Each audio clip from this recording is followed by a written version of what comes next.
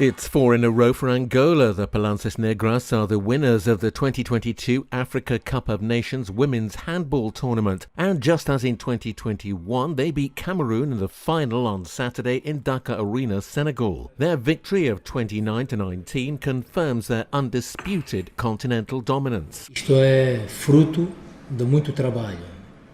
It's the fruit of a lot of hard work, he says. Angola is ahead of the other African teams. We have to keep working hard to improve our handball and keep this dominance. So that this group of athletes continues to play at the highest level and win titles for Angola.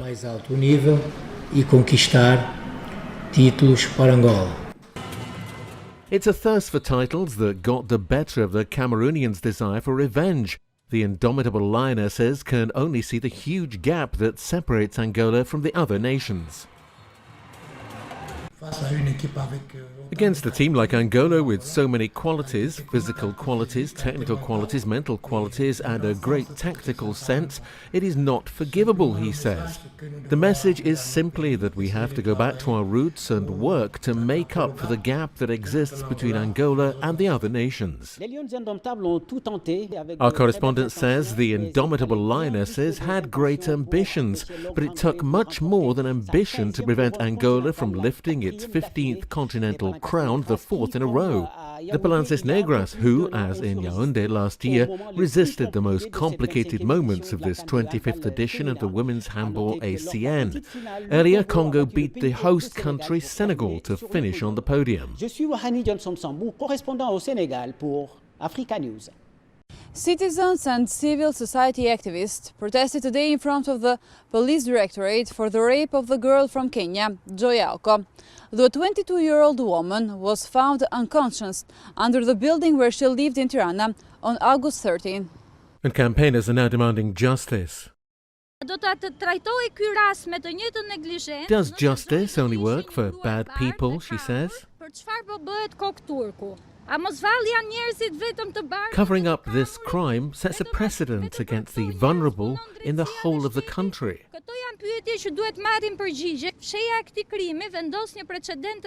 We demand stronger investigations and demand that the perpetrators are brought to justice. We demand that the institutions pay the bills for her treatment abroad. Lawyer Idayat Bikari was part of the protest and said he was outraged at the concealment of the incident by the police, adding that it was a crime in itself. I consider it to be a great shame for Albanian institutions, he says. This incident happened on August the 14th, and the police did not notify the citizens. The police hid the crime. The state police hid the crime. Is this all about racism, or are there other reasons? Covering up a crime such as this is a crime in itself. Joy's mother was not part of the protest. In an interview for Euronews Albania, she said the girl was being chased by a casino driver for a long time and that she felt threatened and unsafe. Another story that Joy told me was, Mom, there's this driver who is seducing me, want me in romantic relationship, but I don't. He keeps on following me from behind and I feel threatened by him because I'm telling him I don't want our relationship and he don't want to leave me alone. So those are the only two incidents. The 22-year-old has been in hospital for 3 months in a serious condition.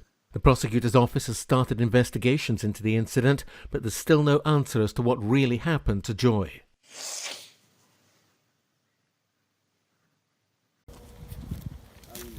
Mexico is a global team of humanitarians working together on the front lines of today's biggest crisis to create a future of possibility where everyone can prosper.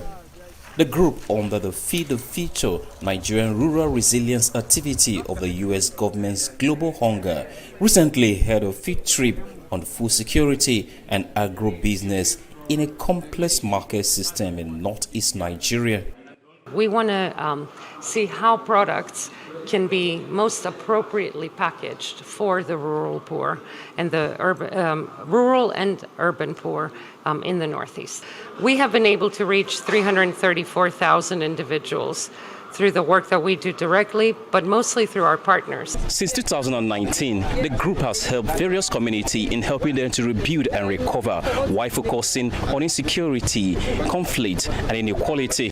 Head of Asma Farm says that over 200 farmers working with him are mostly IDPs trained by the National Seeds Council of Nigeria through Mercy Corps. Most make available fertilizer, insecticide, pesticides, whatever. You must make sure the tractors are in good position. This all requires a lot of money. So it's a major challenge. The farm is helping me, even my family, even my living. This way I'm getting and selling and doing anything from the farm is holding me very strong. The Feed the Future Nigerian Rural Resilience Activity is a 5-year program by the U.S. Agency for International Development to facilitate economic growth in vulnerable communities. Michael Dibia, African News, Yola, Nigeria. It's one of the most iconic tunes in cinema and stage.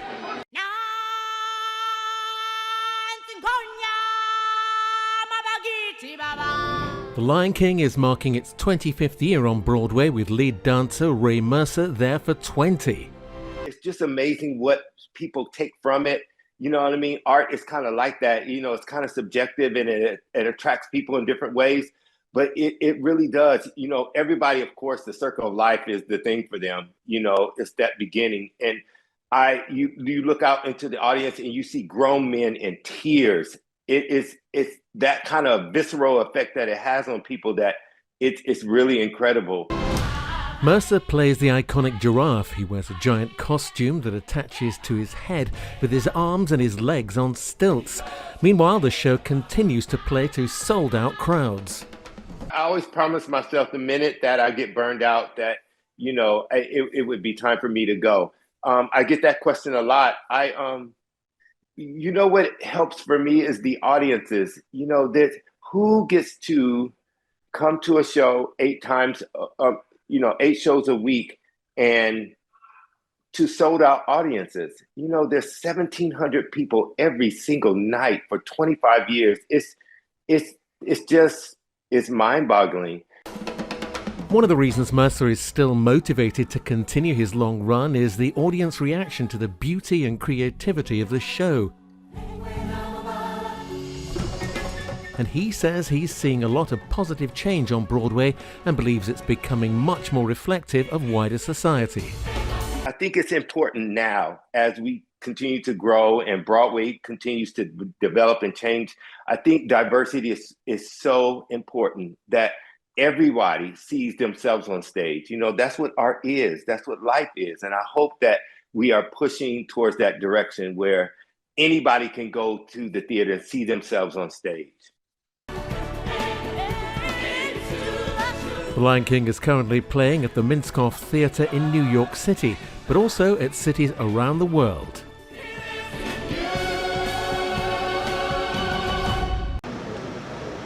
President of Equatorial Guinea, President Obiang Nguema arrived at a polling station in the capital Malabo on Sunday to cast his vote in the presidential and legislative elections. 80-year-old Obiang is virtually guaranteed re-election for a 6th term. We're voting for a better future, he says. We're electing the people who will lead us for the next 7 years.